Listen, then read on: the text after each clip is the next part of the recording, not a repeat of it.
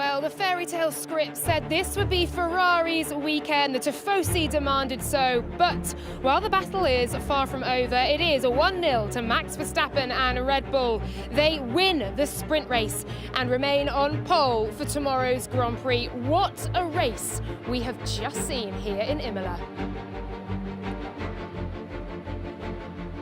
And welcome to an extraordinarily busy and chaotic paddock post-sprint. Welcome to the post-sprint race show, and welcome to Felipe Massa as well, Ferrari favourite and F1 legend. My goodness me, what a race. I'm going to say to you, but I am going to see if I can bring in Kevin Magnussen in for a chat. Well, Kevin, you were all smiles yesterday, still smiling today, but P8 tumbled down the order somewhat, but you got that final point, didn't you? I got a point, and you know, we chose the wrong tire. Well, I chose. It was kind of my decision to go on medium, but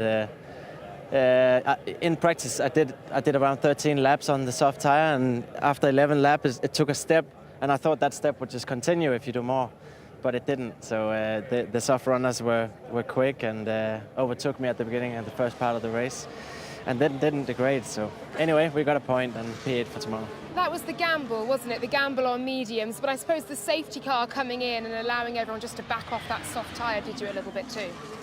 Yeah, but I think I would have been overtaken anyway with their tyre advantage in that first part of the race. It is what it is, you know, we got a point. Kevin, welcome back to Formula One. I'm so happy, you know, to see you back one day in the car, go there, bang, you know, straight away.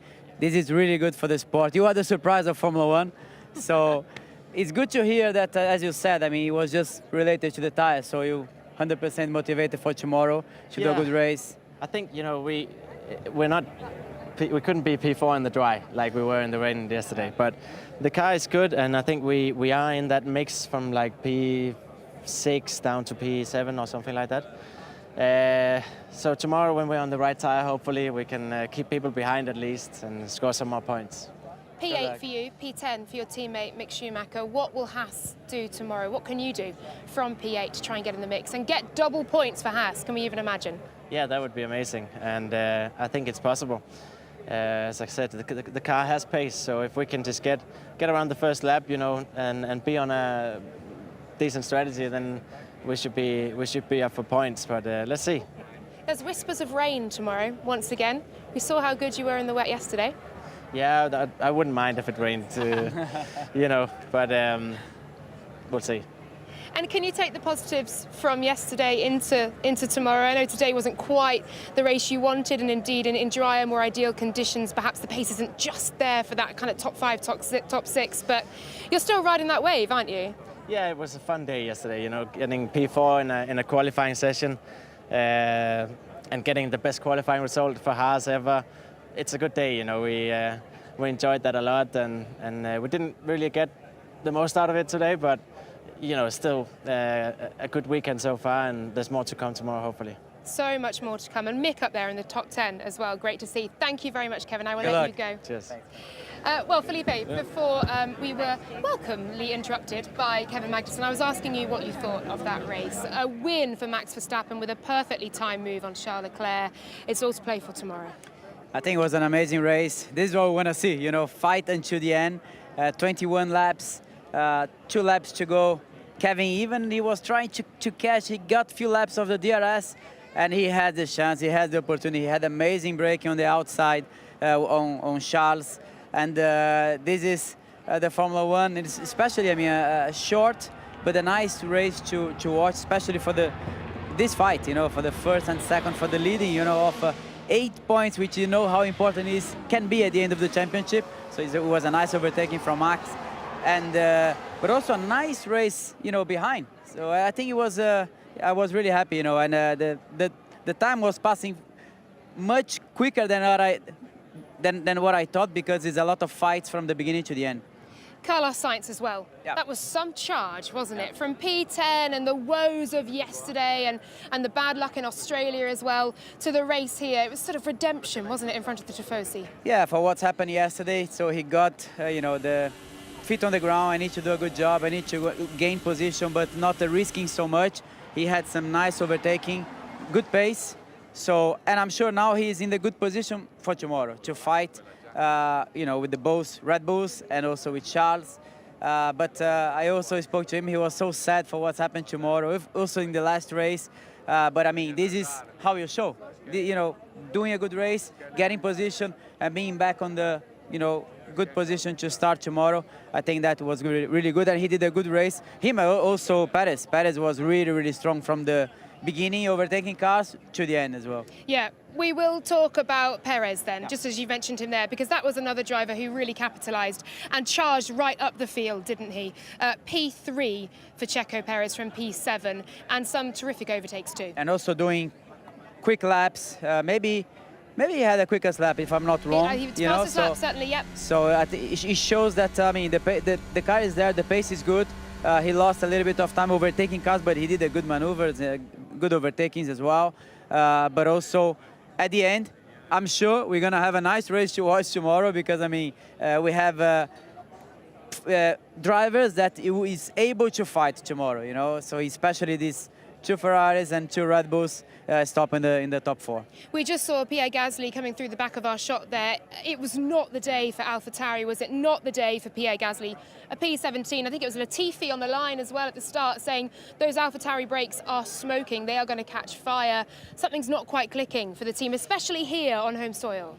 Yeah, they were struggling tomorrow, not having the right, you know, position to start even the sprint race. And today, Gasly had this, you know, touch contact with Joe, and yeah, these things sometimes can happen. So now it's important, like, to try to fix every issues that they had yesterday and prepare the race tomorrow. So, but starting on the back is never good, especially in this track. Yeah. Yeah, absolutely. Well, let's hear from the horse's mouth. Here is Pierre Gasly. Pierre, I mean, it couldn't have gone any worse at the start. Just talk me through that moment with Joe. Yeah, we're side by side in turn 7, and yeah, it's not a great place to be side by side. And yeah, I mean, he tried to stay there. I think if we would have left a bit more space, we could have made it both through.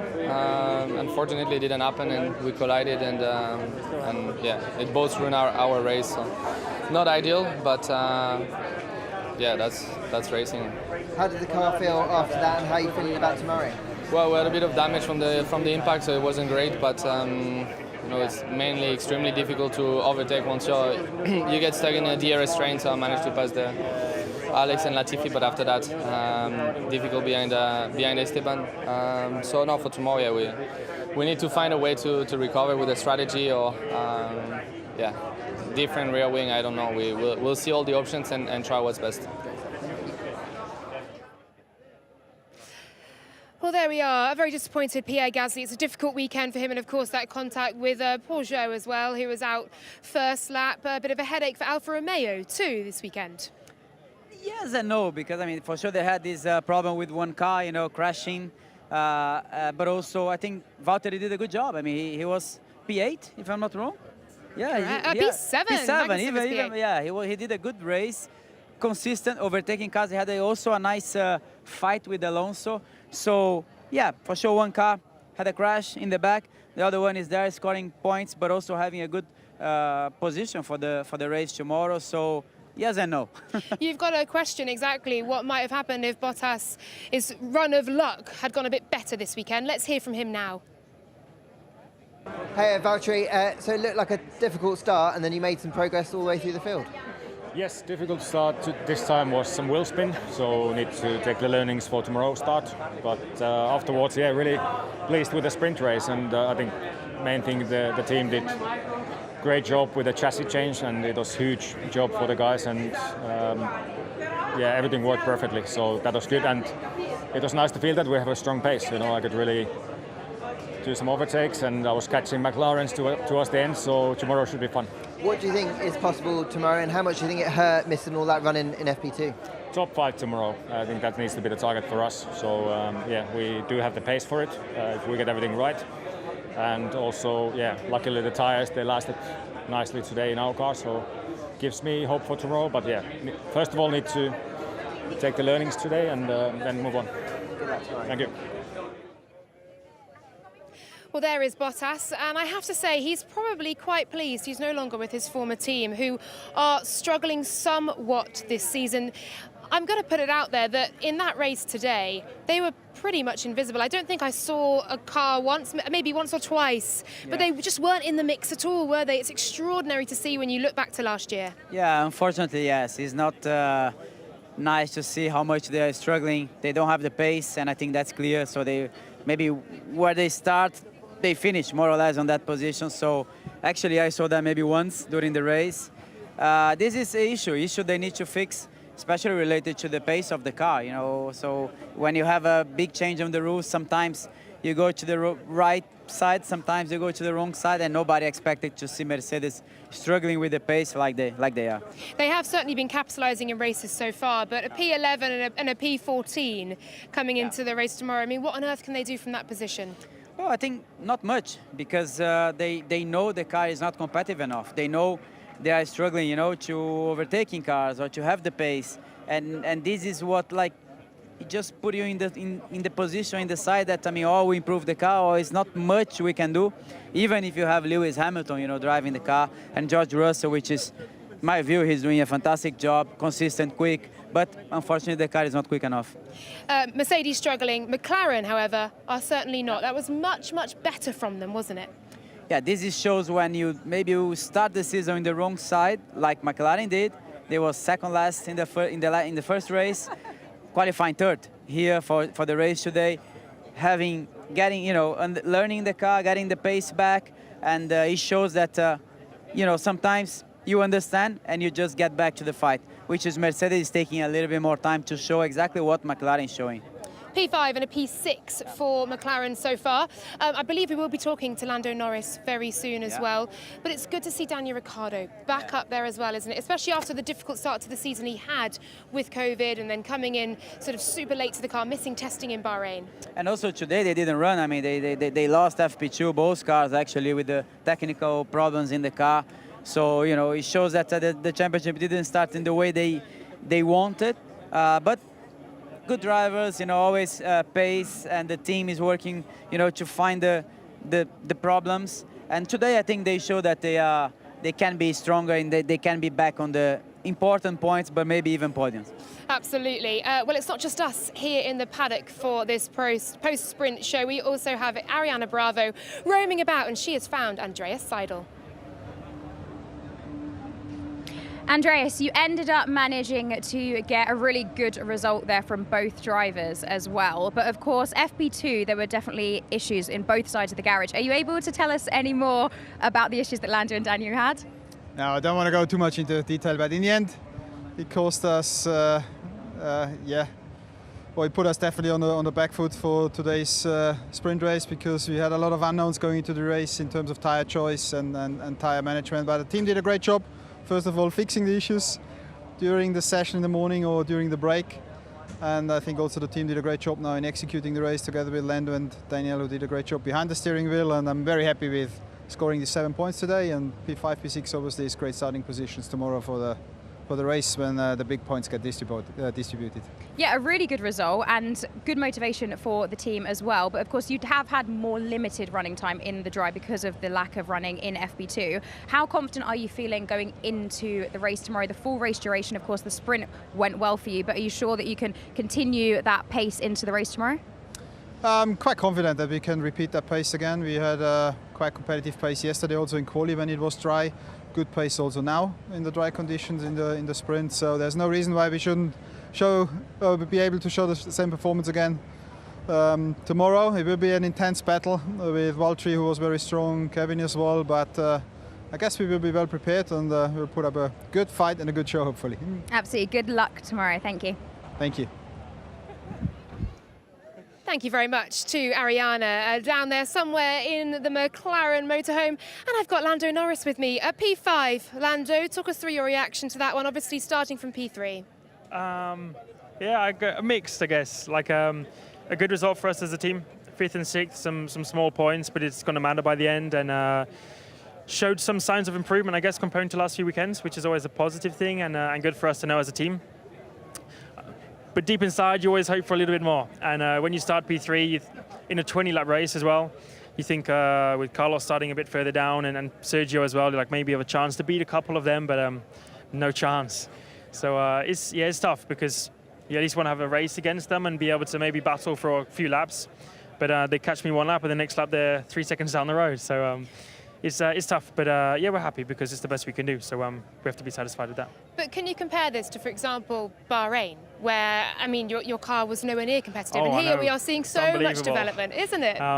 Yeah, the car we had there comparing to now is some big steps forward, you know. So it's good. The effort and the time the team are putting in back in the factory into all of this is paying off, and getting results like this also boost and motivate them even more. So it's like a win-win in a way, and we know we got a long year ahead, and we got more things in the pipeline which are going to be coming and bringing us lap time and more pace. But for now, we have to be happy with today. So yeah, good job to them, and we'll keep it up. P5, P6 tomorrow on the grid. What's the game plan? Probably the same again.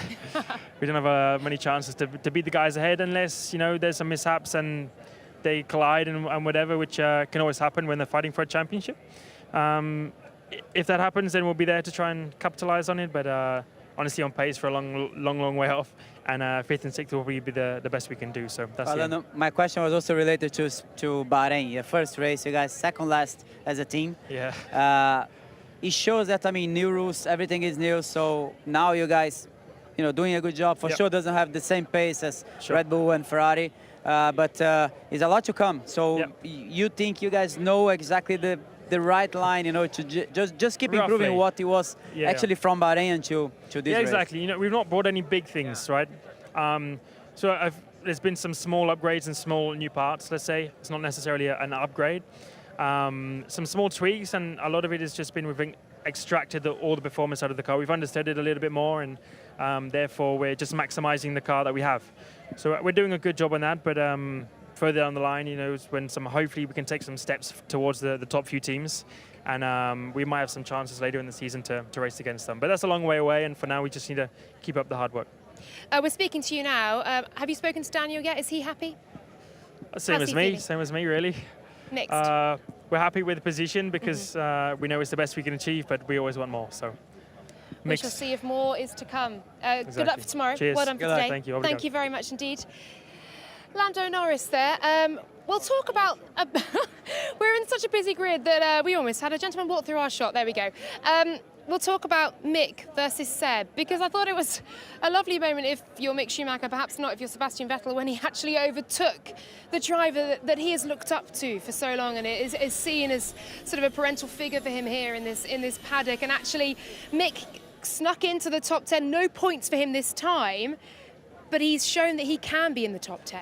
Yeah, it was a nice fight, you know, with Seb and Mick, so they are really good friends, and I think that shows that in the track everyone is trying to do the best you can, and he managed to overtake Seb. Top 10 is always a good, you know, result to start the race tomorrow, even if you don't have points. A bit of mix, you know, but I'm sure he's. The car is good. I mean, we were just talking to Kevin before. So when you have a good car and you understand, you know, I think, you know, it's possible to score points with both, not only with him, but also with Mick. And we show that, yes, maybe they have a chance to score points maybe tomorrow in the race with both cars. Günther Steiner would not believe that we're talking about double Haas points in 2022, considering how poorly 2021 went for the team. I think Sebastian Vettel may balk at the fact I just called him a parental figure to Mick Schumacher, maybe a big brother. But anyway, we can hear now from Mick Schumacher. Hey Mick, good progress today into the top 10. Gives you a chance tomorrow. Yeah, I mean, you know, we definitely, I think, for us, chose the right tyre, and you know, we had some good battles, which was fun. Unfortunately, still not quite in the points today, but hopefully for tomorrow we'll be in a position to do that. How did the car feel out there, and do you feel like when you're following other cars, you've got a chance in the longer race tomorrow? Yeah, I mean, it felt good. Obviously, we'll have to wait and see how it is with higher fuel. But everything we've learned from this morning was promising. Well, points for Mick Schumacher. I mean, it seemed a distant dream last year, but now it is becoming somewhat of a reality. And, you know, he's growing within that role with Haas as well. And certainly having an older driver like Kevin alongside him. I mean, I've spoken to the team and they say there's a real collaborative effort there to get this car to where they think it belongs. They're showing pace and Mick is learning all the time. Yeah, it's definitely possible. The points is just close. You know, he just needs to put everything together. It's possible to have some good points. It's also nice, important, especially for him, to getting better when you have somebody, a teammate, strong, quick, experienced. And I think for the team, it's really important to bring both up in the right way. And I think that can be also important for Mick. Yeah, absolutely, and I think it's brilliant to see Mick doing so well, to see Haas doing so well, to see that grid really mixed up. As we said, a Mercedes somewhat down the order too. It's just, we don't know what this season will throw at us. We don't know, and the season is long. It's 23 races, so we're still at the beginning of the season. So many things can change, you know, teams understanding how to make the cars quicker. These top two, Ferrari, Red Bull, you know, how it's going to be race by race. But what I can say is that it's really, really nice and challenge. And for sure, the fans is really happy to see race by race what's happening in Formula 1. Let's talk about Ferrari. Of course, here on home soil, the sort of fairy tale was written that this would be this big homecoming for them. And finally, they're up there fighting for positions. And Charles Leclerc, yes, he was up there. He's P2. He did a brilliant overtake on the start. He'll be looking to replicate that tomorrow, of course, from the same position alongside the same man on the front row. Will they be happy? Will Ferrari be content with today? Certainly Sainz has really improved things, but Charles Leclerc is still P2. Yeah, I think they need to be happy because, I mean, they're doing a good job. The car is competitive. Maybe today what I thought is that Charles used a little bit too much the tires. In the last 5 laps, Max keep the pace and he just dropped a little bit. So I think can be related to the, you know, tires a little bit, usage a little bit higher than what he expected. So it's also a learning for tomorrow, you know, to understand which tires they're going to use, how they're going to use.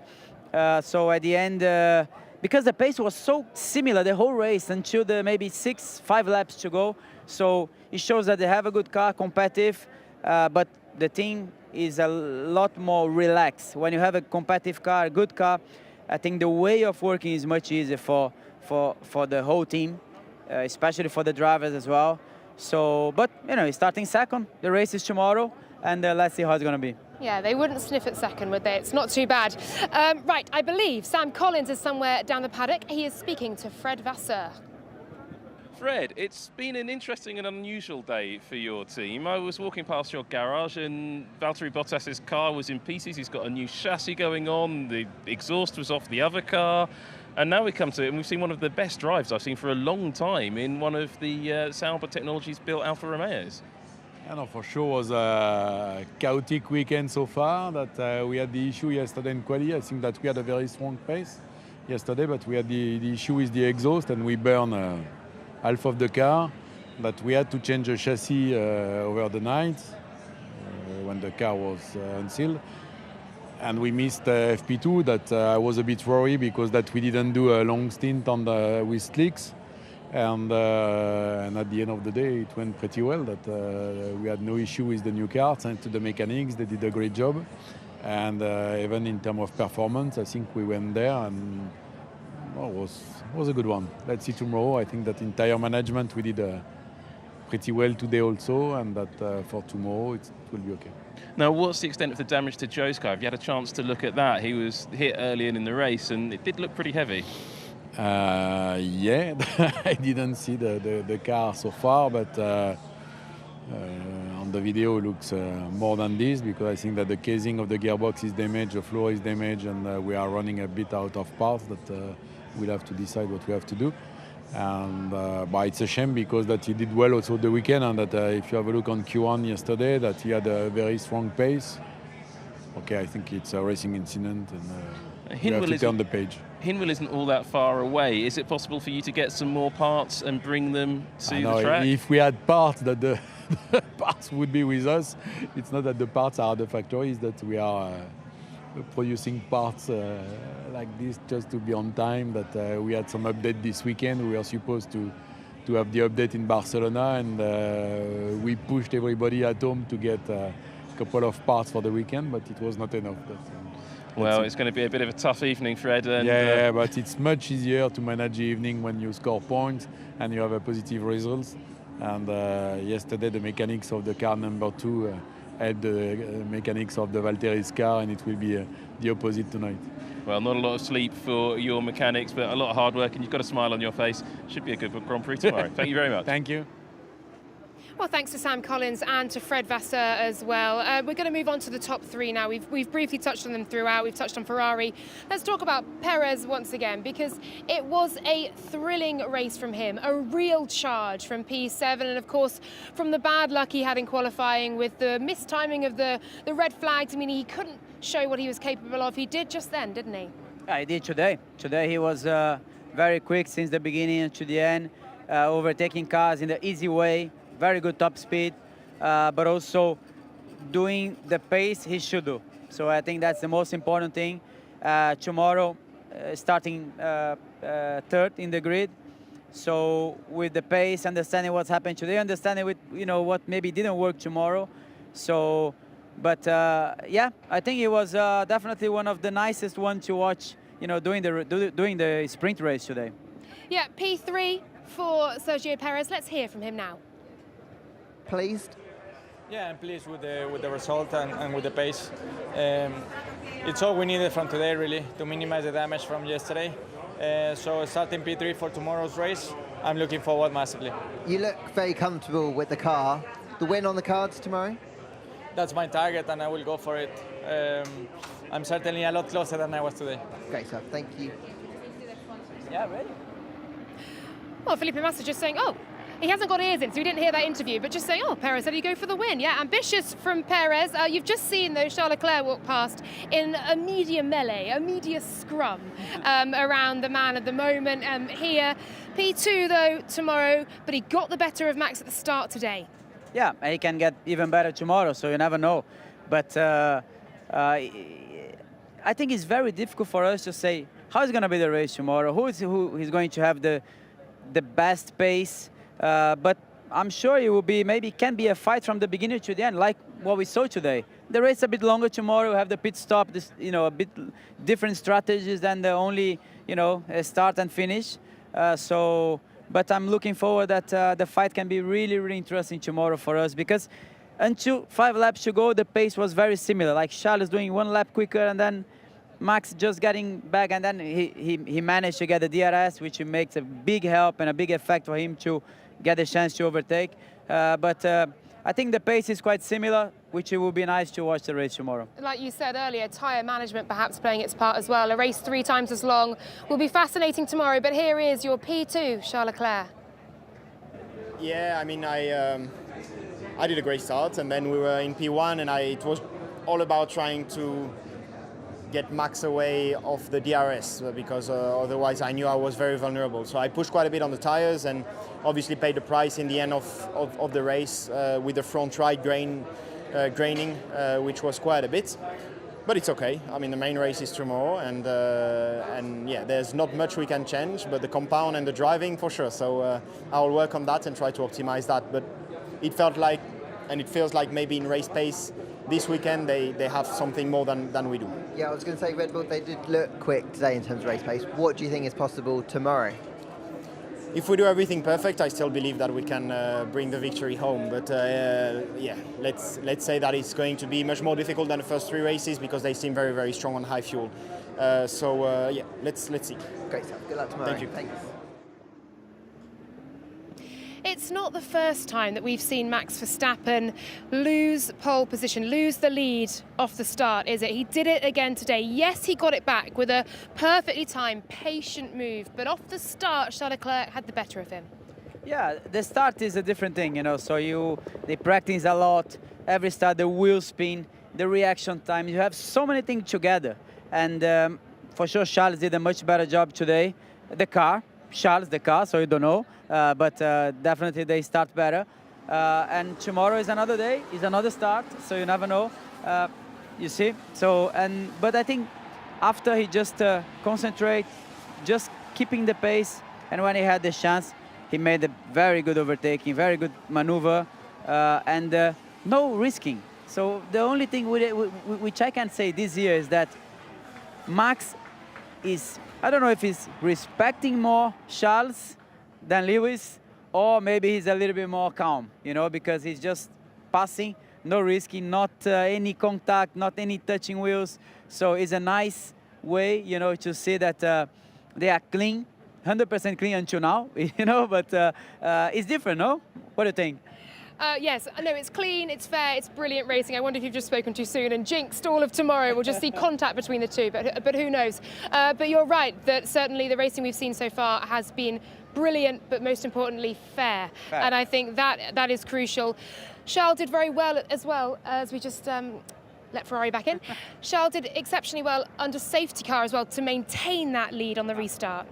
Yeah, he did a very good restart, you know, managed to go in the throttle in the right time and create a reasonable gap that it was quite difficult for Max, you know, to overtake. Yeah, I think both they are really driving well, you know, so consistent, no mistakes, and really, you know, doing what it needs to be doing in the right time. You know, I think that's the most important thing. You mentioned doing what needs to be done at the right time, and that's certainly what Max Verstappen did, because the move he made on Charles Leclerc was timed just to perfection, and that's what we've seen from both actually throughout the course of the season so far. The 4 races we've seen, Australia perhaps not, but certainly the 2 in the Middle East to open the season. It's the patience, it's the timing, it's using DRS, it's lifting when you need to, braking earlier. It's all of it, isn't it? It's just the intrigue of this battle. Championship in the pocket, so you know, it's everything together, which makes definitely Max a little bit more calm, I would say, but strong, you know, overtaking when it needs to be, in the right line, in the right time, braking, you know, everything perfectly, and no any risk, you know, so respecting the other drivers, which I think it was a little bit different than last year, so, but it's really nice for us. Certainly no risk today, with the big race, of course, coming up tomorrow. But let's hear now from pole position and the winner of the sprint race, Max Verstappen. Hey Max, when Charles got you at the start, what was going through your mind? And he pulled out a gap, but it seemed like you saved enough tyres right at the end. Well, I was just upset with my start because I didn't understand why it was so bad. I just had a lot of wheel spin. And then, you know, once the safety car period was over and we actually started pushing, the pace was very similar. It was only like 1/10 or half a tenth here and there. But then at one point, the tire deck started to kick in and we seemed a bit better on our tires. So I could close the gap down again. And then it was still, you know, these cars are definitely better to follow. But it's still very hard to get within a second because with the tire deck during this race, as soon as you start to be within a second, you still start to slide a bit more. So it took a bit of time to actually really get a good run. But then once we had the good run, yeah, we had a good move into turn 2. We gave each other enough space, but it's been like that already, of course, the whole season so far, so I didn't expect anything else. And expecting more of the same tomorrow, do you think you've got a car that might be stronger in the Grand Prix pace? Yeah, well, I think, you know, they will learn from today as well. For sure, also from our side, we can do better. But it was a positive day, but tomorrow is again a different day, so hopefully we'll have a strong race car again. Great stuff, thank you. Max Verstappen there using the same, dare I say, cliche that you were using. Tomorrow is a different day, and it is. No one is counting their chickens just yet. We have the big race to come for tomorrow. In the top 9 on that sprint grid, however, we had 7 different teams. 2022, the 2022 development, the cars, the new season, it's working, isn't it? It is definitely working. A lot more teams with possibilities to score points, to be on the good pace, like Haas, as we were saying before. So many others, you know, even McLaren, as Lando was saying, struggling a little bit, but better now. We need to be even better, you know, what he's saying, but the result is that is happening what we want. You know, more teams with more possibilities to win the race, but also to be on the points, you know, and I think that's really what the new rules is giving to us. The development as well will just be so intriguing throughout. We can now hear from a man who knows all about the development of these 2022 cars. It's Ross Brawn. Hey Ross, so we've just had the first sprint of 2022 and What do you make of it? Very pleased. I mean, obviously we trialled it last year with the old cars. Now we've got the new cars. Then I think we can see the true potential. And on a track which had a reputation for being difficult to race on, we had a great little race out there. And racing drivers are racing drivers. They're never going to back off. So it was great entertainment. And I think the important thing is it just expands the whole weekend. You know, we had a very entertaining Friday, and then the sprint on a Saturday. Now we've got the race to look forward to tomorrow. So I think just builds the weekend. It's so much better. A few more tweaks this year, obviously changed pole position to Friday and more points on off today. Do you think that aspect impacted things? Yeah, I think it's going in the right direction. I wouldn't honestly say we've quite got there where we want to be yet. And in fact, we've got a meeting on Tuesday with the teams to discuss the next stage, because I really would like to see this go a step further for next year. In terms of number of events we have, perhaps even further tweaks in the format. But I think this concept of trialing it at 3 races has been so useful. And I think that's something Formula 1 can use in the future for other changes. And like you touched upon at the beginning, closer racing, we've seen that kind of throughout the year so far. You must be pleased with the new concept of cars so far. We are, and I think it's just the beginning. I think now everyone has really grasped the concept that we need to make racing cars, not fast cars. There's a difference. And I think when you have a priority of making sure it's a fast racing car, then you can steer it in a certain direction. And I think at least we've been able to demonstrate that's possible. And I think as we evolve the regulations, the consideration of how good a racing car it is will always be very high on the list. Great stuff, Ross. Thank you very much. Thanks. Great to hear from Ross Brawn then on the exciting season that we have ahead. There's a media scrum behind us. Somewhere in there is Carlos Sainz, and somewhere else in there is Fabio Capello as well. You never know quite who you are going to see in a Formula One paddock. It's been brilliant to have you here, Felipe. Before I let you go, before we close the show, I'd love to hear your thoughts on tomorrow. I know you don't want to give me a prediction, but I'm sorry, that's my job. I'm going to ask for one. That's always difficult to give, but okay, I will go on the Italian side. We are here in Imola, so Charles, Max, and Carlos Sainz. I will put, I will be like a Ferrari in that order. I will be like a Ferrari dream. Ferrari dream for what they expected. Ferrari sandwich for Max Verstappen. Oh, we love it. Thank you so much. I really appreciate your time today. Thank you as well to Willie and Julian in commentary. Thank you to Ariana and to Sam too. Thanks to all of you for watching. Let's do it all again tomorrow. It's the big one, but it is Advantage Red Bull going into the Emilia Romagna Grand Prix here in Imola tomorrow. Join us for the F1 pre-race show live tomorrow. We'll see you then.